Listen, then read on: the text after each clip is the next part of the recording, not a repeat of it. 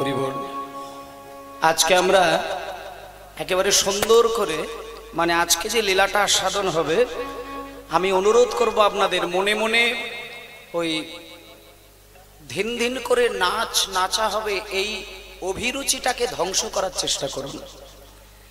নাচের যদি বাসনা হয় তাহলে কীর্তনের বাসন নয়, সেটা অন্য একটা ড্যান্সের প্রোগ্রাম চালিয়ে দেবেন। কিন্তু হরিনাম যেখানে হবে সেখানে সব কিছুকে ছেড়ে ভক্তি রসে ডোবার চিন্তা করবেন, তবেই কিন্তু জীবন ধন্য হবে, নচেত জীবনে শান্তি পাবেন না। শুধু কান্না, শুধু কান্না। আজকে বরাবর যে লীলাটা সাধন হবে শুধু আবেগ, শুধু প্রেম, শুধু ভালোবাসা। একটা জিনিস আপনাদের বলে দিই, আবেগ একমাত্র সত্য কথা বলে। বুদ্ধির থেকে তীক্ষ্ণ হচ্ছে আবেগ। আবেগ যদি ঠিক না থাকে নিজেকে ঠিকভাবে চালানো যায় না। আবেগে যদি মিষ্টতা না থাকে আপনি সমাজের মানুষের কাছে মিষ্টি হতে পারেন না।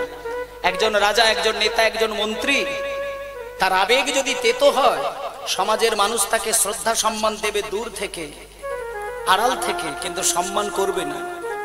কিন্তু একটা দেখবেন ফকির এমনি ট্রলি ভ্যান চালিয়ে খায়, রিক্সা চালিয়ে খায়, রাজমিস্ত্রি কাজ করে খায়, কিন্তু তার আবেগটা যদি মিষ্টি থাকে, শুদ্ধ থাকে, তাকে কোটিপতি হতে হয় না, সবাই কিন্তু তাকে সম্মান করে, ভালোবাসে। একমাত্র মানুষ আবেগের পিছনে পাগল হয়, বুদ্ধি থেকে মানুষকে বিচার করা যায় না। তাই জন্য ভক্তমণ্ডলী মায়েরা আবেগটাকে প্রেমময় করার চেষ্টা করবেন। আবেগে যেন কোনোভাবে তেতো না স্বাদ যায়, আবেগ হবে মিষ্টি প্রেম। তাই চলো আজকের প্রেম, আজকের ভক্তি, আজকের ভালোবাসা শুদ্ধ হয়ে আজকে শুনবো এক ভক্তের জীবন কথা। আজকে এই যে ভোগের দিন, চিড়ে প্রসাদ হবে। আচ্ছা, আজকে যে প্রসাদটি হবে আপনারা পাবেন, হাতে করে নিয়ে প্রসাদ পাবেন। এখানে কিন্তু কোনো বিচার করবেন না। যখন আপনি চিড়ে প্রসাদ পাবেন সেখানে মিষ্টিটা কতটা কম হয়েছে, কতটা মিষ্টিটা বেশি হয়েছে, গুড়ের জল বেশি পড়েছে কিনা, আদাটা বেশি পড়েছে কিনা, এই বিচার যদি আপনি কণামাত্র করে ফেলেছেন আপনি নিজেকে প্রমাণ করে নিন আপনি কিন্তু এখনো চৈতন্যের দাস হতে পারেন। যে চৈতন্যের দাস হয় সে প্রসাদ গ্রহণ করলে প্রসাদের স্বাদ বিচার করে, সে প্রসাদকে মহাপ্রভুর চরণের অমৃত মনে করে। তাই আজকে সেই প্রসাদের দিন, যে প্রসাদে বেশি কিছু থাকে না, সামান্য কিছু কমা দামি চিড়ে থাকে, তাও কমা দামি, দামি চিড়ে নয়, কমা দামি চিড়ে, তাতে কিছু সামান্য কমা দামি গুড়, আর সেখানে ওপরে বাতাসা আর কিছু ফল কুচানো, তুলসী পাতা। এই সামান্য কমা কমা দামি জিনিস দিয়ে কোনো দামি পাত্রে নয়, কিসে সাজানো হয়? মাটির মালসায়। আপনি যদি ওটাকে মাটির মালসায় না করে আপনারা যদি একটু চাঁদা বেশি তুলে নিয়ে পেতলের থালাই করেন, রূপোর থালাই করেন, মহাপ্রভু ওই ভোগ পাবেন না। কারণ চৈতন্য মহাপ্রভু, আস্তে কথাগুলো বলি, চৈতন্য মহাপ্রভু যখন নদিয়ার মানুষদেরকে রক্ষা করেছিলেন, নদিয়ার মানুষকে কিভাবে রক্ষা করেছিলেন একটু বলি। জগাই মাধাইয়ের মতন একজন দুর্ধর্ষ মাতালের কাছ থেকে নদিয়ার মানুষ রেহাই পাচ্ছিল না। জগাই মাধাই যখন সন্ধ্যাবেলায় মদ খেতে বসতেন, তারা একসঙ্গে দুই ভাই ৮০ হাঁড়ি করে মদ্যপান করেন এবং তারা থালাই করে গোমাংস রান্না করে খেতেন। এটা শাস্ত্রে প্রমাণ আছে, আপনারা শুধু শুনে যান, পাগল হয়ে কাঁদবেন। দেখুন জায়গাগুলো, গোমাংস ভক্ষণ করে এবং ৮০ হাঁড়ি করে মদ্যপান করেন, দৈত্যের মতন তাদের চেহারা। আর নেশাটা যখন তাদের জমে যায় তারা তখন কি করে জানেন? মাঝ রাত্রিতে নদিয়ার পথে পথে যাদের কাঁচা বাড়ি, খড়ের চাল, বাঁশের জানালা, বাঁশের দরজা, বাইরে থেকে আগুন ধরিয়ে দিতেন। শুধু শুনে যান মা, তাহলে একটা বাঁশের জানালা, বাঁশের দরজা, খড়ের চালে যদি বাচ্চা নিয়ে কোনো মা বাবা শুয়ে থাকেন, বাইরে থেকে যদি আগুন ধরিয়ে দিয়ে তাদেরকে মারার চক্রান্ত করেন, এহেন মানুষ কি নদিয়ার মাটিতে কাউকে শান্তি দিতে পেরেছে? কেউ শান্তি পায় না। একটা কথা বলি, দিনের পর দিন নদিয়ার মানুষকে এইভাবে পাগল করিয়েছেন, কিন্তু নদিয়ার একটা মানুষ কিন্তু জগাই মাদাইয়ের সামনে দাঁড়িয়ে আঙুল তুলে কথা বলতে পারে না, লুকিয়ে লুকিয়ে বেড়াতো। কেন জানেন? তার কারণ জগাই মাদাই যেই সময় নদিয়ার মানুষকে চালিয়েছিল, সেই সময় জগাই মাদাই ছিল সরকারিভাবে 2 ভাই পুলিশ অফিসার। তারা সাধারণ মানুষ ছিল না, তারা পুলিশ অফিসার ছিলেন। তাহলে যারা নিজেরাই পুলিশ অফিসার হয়, তারাই যদি গ্রামের বাড়ি ঘরদোর ভাঙতে ছুটে যায়, বলুন কে বাধা দিতে পারবে? সম্ভব বাধা দেওয়া? সম্ভব না। তাই নদিয়ার নবদ্বীপের মানুষগুলো শুধু আছাড় খেয়ে মুখ থুবড়ে কেঁদেছে, কিন্তু কোনোদিন জগাই মাদাইয়ের সামনে দাঁড়িয়ে একটা প্রতিবাদ জানাতে পারেন না। কিন্তু সেই দুর্ধর্ষ মাতাল, সেই মাতালের হাত থেকে এক এক করে 80 হাড়ি মদের কলসি সরিয়ে দিয়েছে। যে মানুষগুলো গোমাংস ছাড়া খেত না, তাদের কাছ থেকে গোমাংসের স্বাদ ফিরিয়ে দিয়েছিলেন। তাদের গলা ভর্তি করে তুলসী মালা পরিয়ে দিয়েছিলেন, হাতে জপের মালা ধরিয়ে দিয়েছিলেন, দাদু সঙ্গে তিলক ধারণ করিয়ে দিয়েছিলেন। কে করিয়েছিলেন জানেন? কেউ পারে না, একমাত্র শচীর নন্দন নিমাই। নিমাইয়ের মতো মানুষ যদি বাংলায় না আসতো, বাঙালি পুড়ে ছাই হয়ে যেত। তাহলে যে নিমাই জগাই মাদাইয়ের মতন মানুষকে বৈষ্ণব সাজিয়ে দিয়েছেন, প্রেম দিয়ে দিয়েছেন, তাহলে সেই নিমাইয়ের জন্য আমরা কতটুকু কাঁদি মা? আজকে সেই নিমাইকে যখন জগাই মাদাইকে প্রেম দিয়ে উদ্ধার করে দিলেন, তখন নদিয়ার নবদ্বীপের সব থেকে ধনী মানুষ যারা, সব থেকে পয়সাওয়ালা লোক যারা, তারা নিমাইয়ের বাড়িতে গিয়ে সচিমায়ের কাছে গিয়ে বলছে, সচিমা নিমাই কোথায়? নিমাইকে ডাকো। নিমাইকে ডাকলেন, নিমাই তোমার মায়ের কাছে বসে আমরা কথা দিয়ে যাচ্ছি, আমরা নবদ্বীপের সব থেকে ধনী ব্যক্তি, তুমি জগাই মাদাইকে প্রেম দিয়ে নবদ্বীপের মানুষকে আনন্দ দিয়েছ, তাই আমরা সব থেকে ধনী ব্যক্তি, তোমাকে নিমন্ত্রণ দিয়ে যাচ্ছে, তোমরা আমাদের বাড়িতে গিয়ে ভালো ভালো খাবার খেয়ে আসবে। কিন্তু সেই নিমাই, মায়েরা, কোন ধনী লোকের বাড়িতে গিয়ে কিন্তু মিষ্টি সন্দেশ রসগোল্লা খায়। নিমাই গিয়েছিলেন একজনের বাড়িতে, গিয়েছিলেন নিমন্ত্রণ করা একজনের বাড়ি। সে নবদ্বীপের সব থেকে গরিব মানুষ, সব থেকে গরিব। আমার মনে হয় সেরকম গরিব আপনাদের গ্রামে নেই, আর দেখা যায় না। অথচ তিনি একজন বড় ব্যবসায়ী ছিলেন, নবদ্বীপের সব থেকে নাম করা সবজি দোকানদার, নাম হচ্ছে শ্রীধর। কিন্তু জীবনে কোনোদিন উন্নতি করতে পারে না। তার কারণ হচ্ছে সে সৎ পথে চলে, সত্যি কথা বলে, আর সব থেকে নবদ্বীপের ওই দামি দামি সবজিগুলোকে নিজে পয়সা দিয়ে কিনে নিমাইয়ের জন্য লুকিয়ে রাখতেন। মায়েরা, এই অজানা জিনিসগুলো আপনারা আস্বাদন করুন।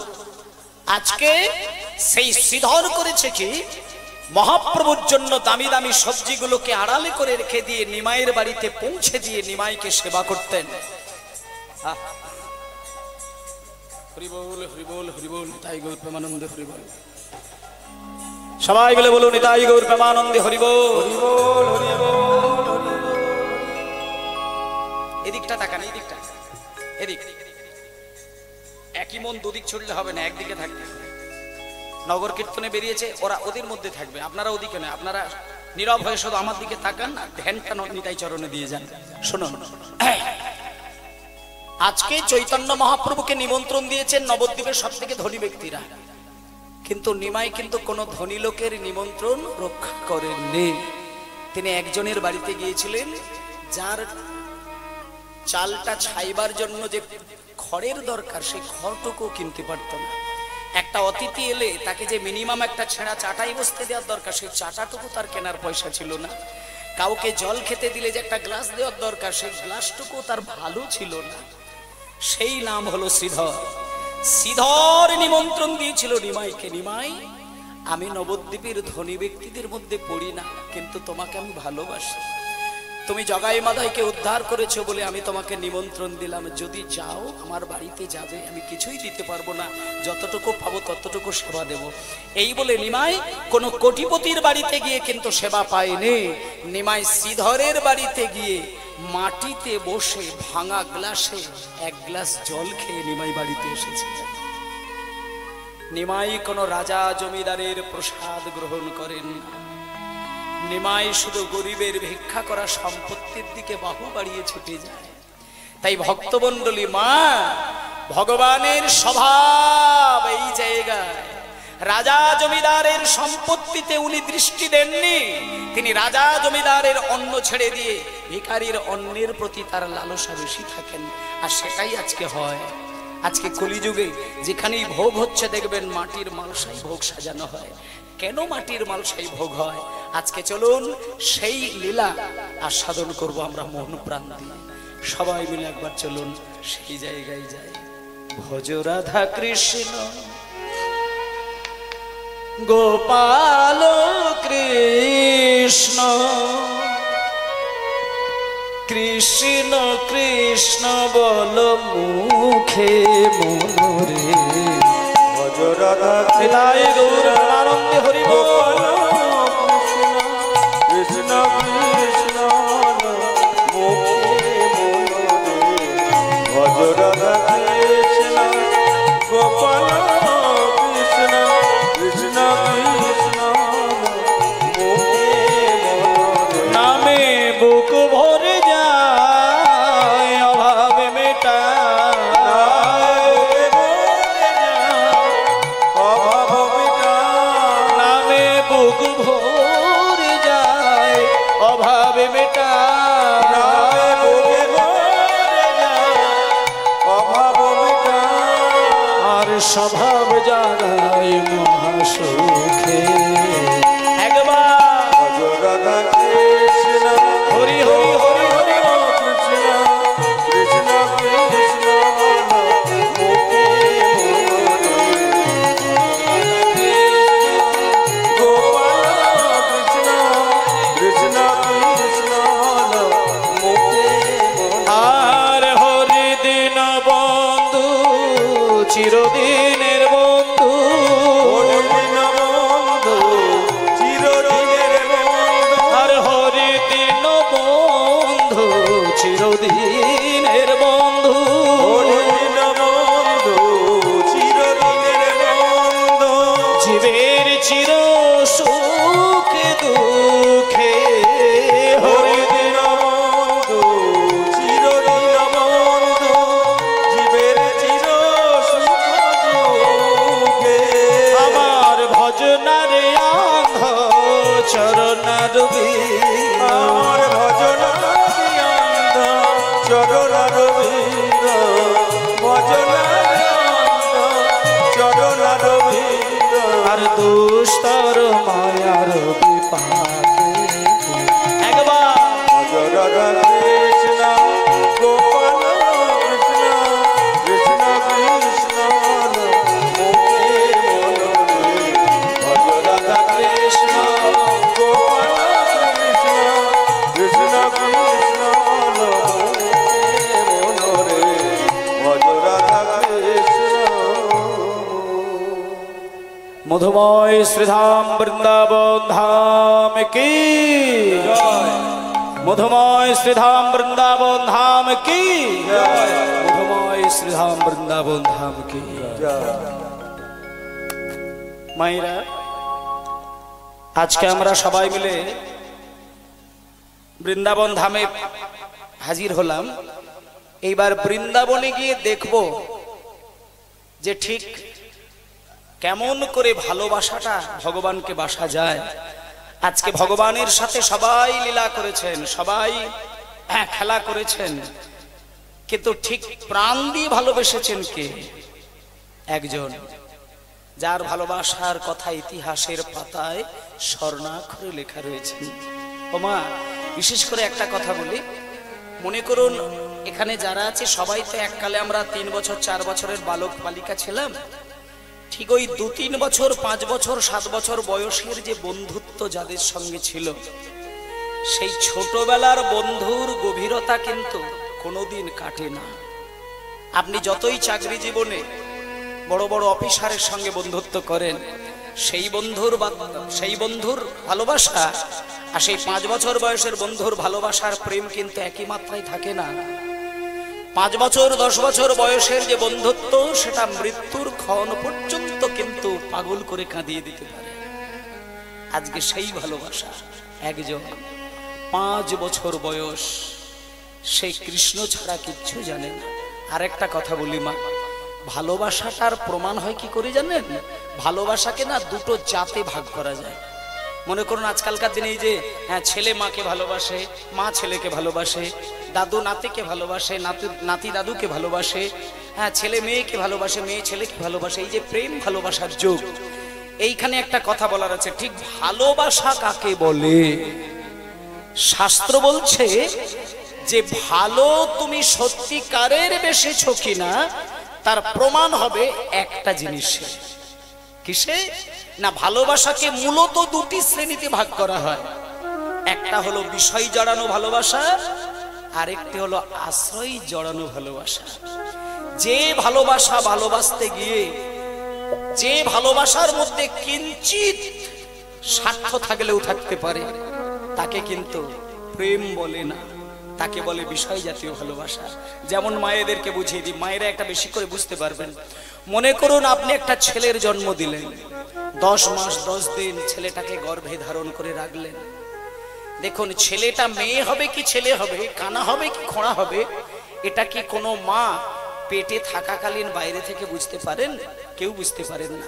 তবুও কিন্তু এগুলো মায়েরা জানবেন। দেখবেন সন্তান এসে যাওয়ার পরেই সে আদৌ বাঁচবে কি মরবে সেটা কিছুই জানে না, ছেলে কি মেয়ে তাও জানে না।